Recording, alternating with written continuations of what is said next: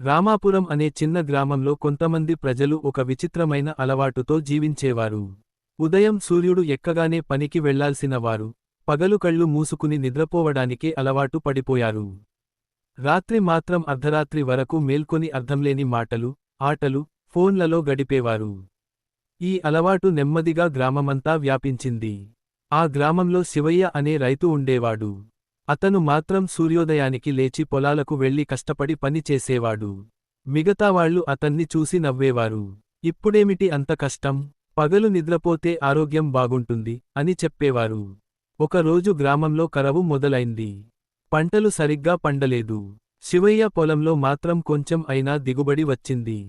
కారణం అతను సమయానికి పనిచేయడం, ప్రకృతిని గౌరవించడం. మిగతా వారు మాత్రం పగలు నిద్రపోయి పనిని నిర్లక్ష్యం చేయడంతో నష్టపోయారు. అంతేకాదు, గ్రామంలో పిల్లల పరిస్థితి కూడా దయనీయంగా మారింది. పగలు నిద్రపోయే తల్లిదండ్రుల వల్ల పిల్లలకు సరైన దిశ లేకుండా పోయింది. చదువుపై ఆసక్తి తగ్గిపోయింది. ఉపాధ్యాయుడు లక్ష్మణ్ మాస్టర్ ఈ పరిస్థితిని గమనించి గ్రామసభ ఏర్పాటు చేశాడు. గ్రామసభలో మాస్టర్ మాట్లాడుతూ, పగలు నిద్రపోవడం శరీరానికే కాదు, మన జీవితాలకు నిద్ర తెస్తుంది. మన లక్ష్యాలు, బాధ్యతలు అన్నీ నిద్రలో మునిగిపోతాయి. పగలు పనిచేసి, రాత్రి విశ్రాంతి తీసుకోవడమే సహజ ధర్మం అని చెప్పాడు. శివయ్య కూడా తన అనుభవాన్ని చెప్పాడు. నేను కష్టపడ్డాను కాబట్టే ఈ రోజు నా కుటుంబం గౌరవంగా బతుకుతోంది.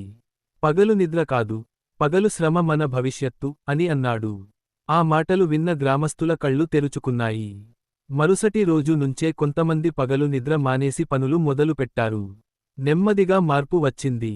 పొలాలు పచ్చగా మారాయి. పిల్లలు స్కూల్కు సకాలంలో వెళ్లడం మొదలుపెట్టారు. కొంతకాలానికి రామాపురం మళ్లీ సంతోషంగా మారింది. ఒకప్పుడు పగలు నిద్రపోయే జనం, ఇప్పుడు పగలు కష్టపడి పనిచేసే ఆదర్శ గ్రామంగా మారారు. నీతి: పగలు నిద్రపోతే జీవితం నిద్రపోతుంది. పగలు శ్రమిస్తే భవిష్యత్తు మేల్కొంటుంది.